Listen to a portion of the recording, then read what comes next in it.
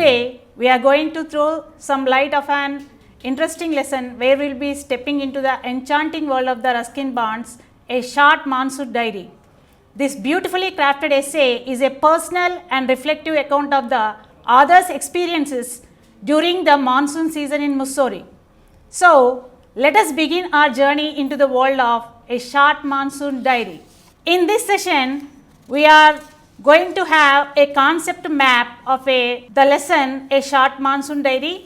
Here in this concept map, we have 4 sessions like reading comprehension, vocabulary and grammar, speaking and writing, and the poem. Today's session, we will deal with reading comprehension, especially focusing on describing sensory details and describing wildlife encounters, identifying themes of analysis, and compare and contrast seasons. So, after completion of this lesson, according to NEP 2020, what the students will achieve, the learning outcomes of this lesson is going to have the ability of writing ideas and sequences independently, using words appropriate for the purpose and audience intended, analyzing and evaluates the different audio and written material.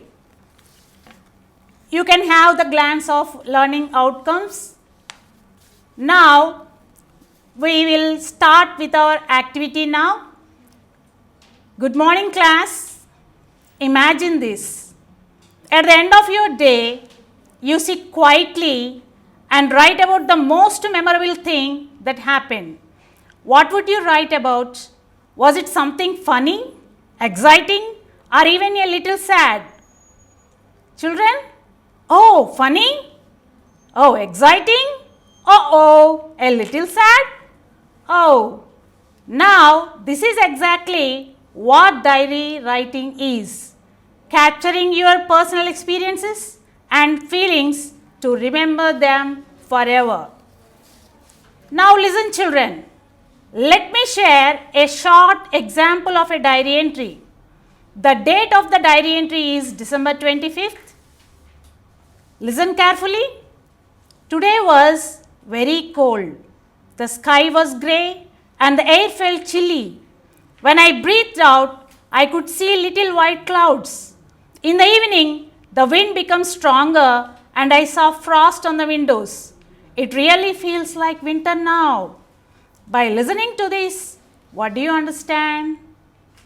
A diary does not have to be long or perfect. It is just about being honest and personal. Do you know? One of the most famous diaries published as a book is The Diary of Anna Frank. Now, think about your day so far. If you had to write one sentence in a diary about today, what would it be? Think about it. Now, students, open the page number 109 in your textbook and read with me. Before going to the lesson, do you know what a diary is? It is a record of personal experiences written day after day over a long period of time. You can also use a diary to note down things you plan to do immediately or in future. One of the most famous diaries published as a book is the Diary of Anna Frank.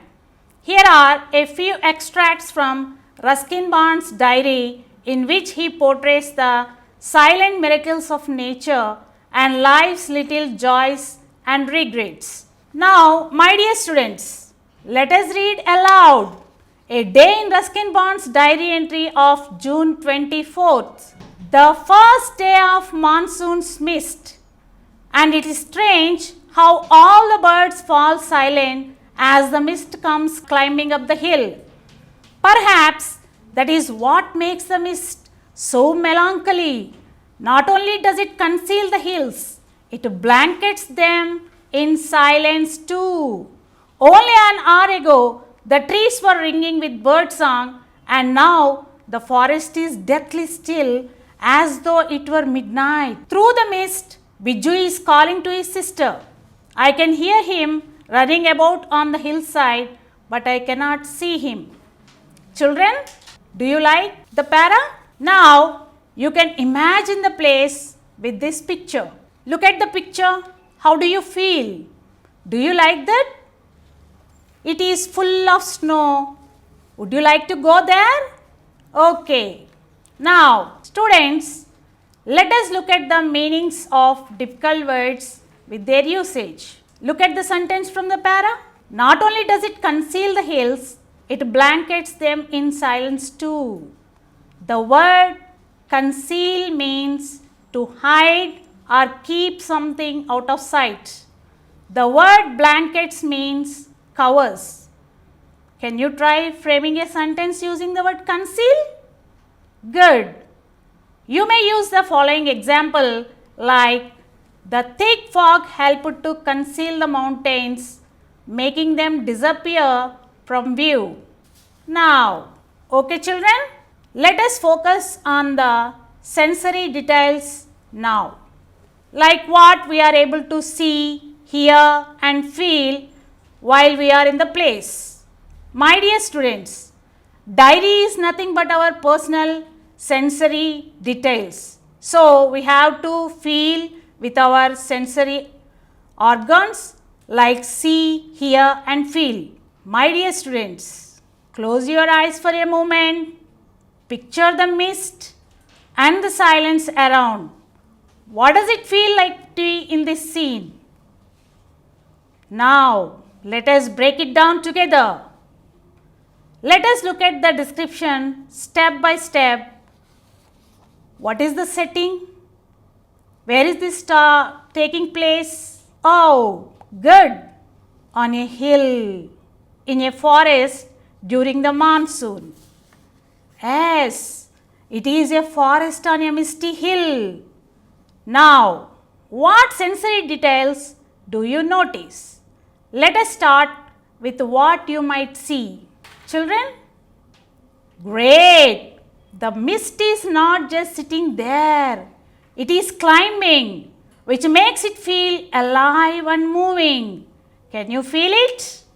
Wow! Okay now, how about what you might hear or not hear? Can you hear something?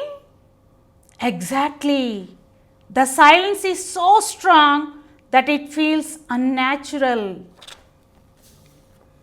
Children, listen to the text again.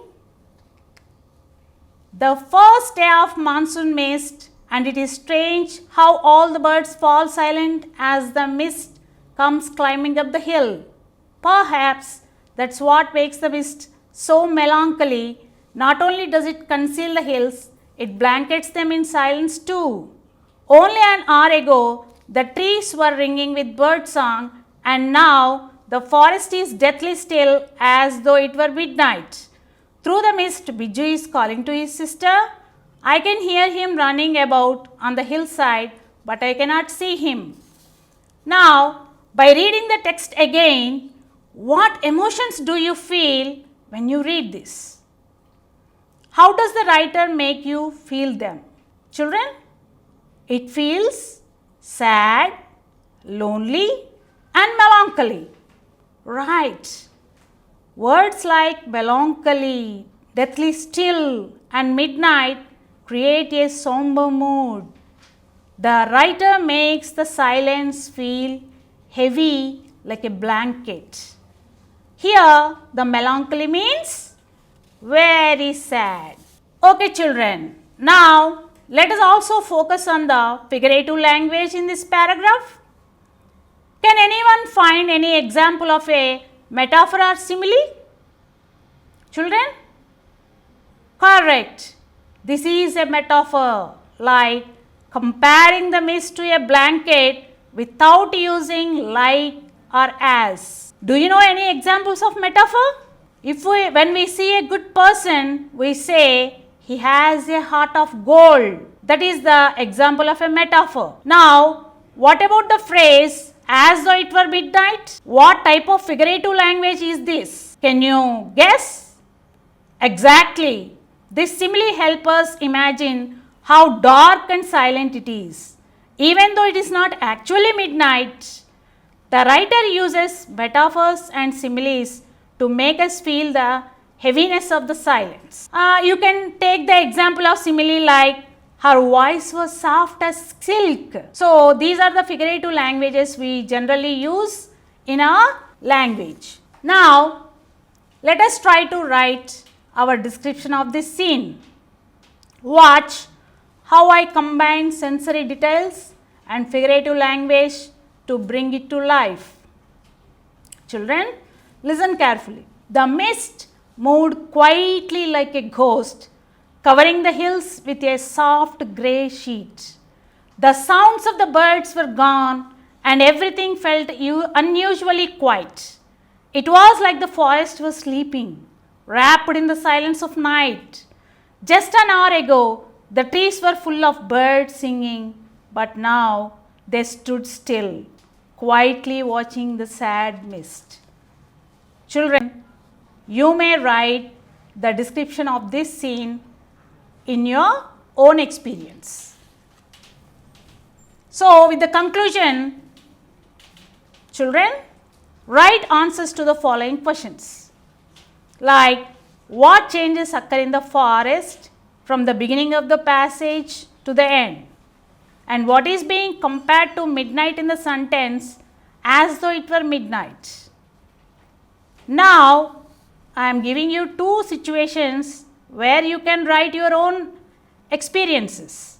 If you were to continue this scene, how do you think the silence would be broken and what might happen next? If the mist were replaced with sunshine, how do you think the scene would change in terms of sound, sight and feeling? Children, would you like to write? Good.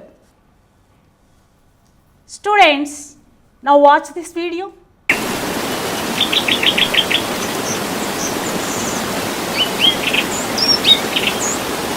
Now you are in that place. Work together to write a short descriptive paragraph like the one we just wrote. Write down sensory details about the setting. Create at least one simile, metaphor and one example of personification. In your work, choose your own setting, maybe your own favorite place, and write a descriptive paragraph. Remember to use sensory details and figurative language. My dear students, write another descriptive paragraph about a new setting, not only your favorite place, but also you can use your room, a park or your favorite holiday spot. Use at least 4 sensory details and 2 examples of figurative language. You take it as a homework and keep writing, keep learning, keep enjoying. Good children. With this, my dear faculty of English, we conclude our lesson on a short monsoon diary. We have seen how Ruskin Bond's vivid descriptions and personal reflections have transported us to the enchanting world of Missouri during the monsoon season. And let us concentrate on some future directions. We can build on this lesson by exploring more of Ruskin Bond's works or other authors who write about nature and personal growth. By working together, we have created an engaging and meaningful learning experience for our students. Thank you for your patience and support. Thank you.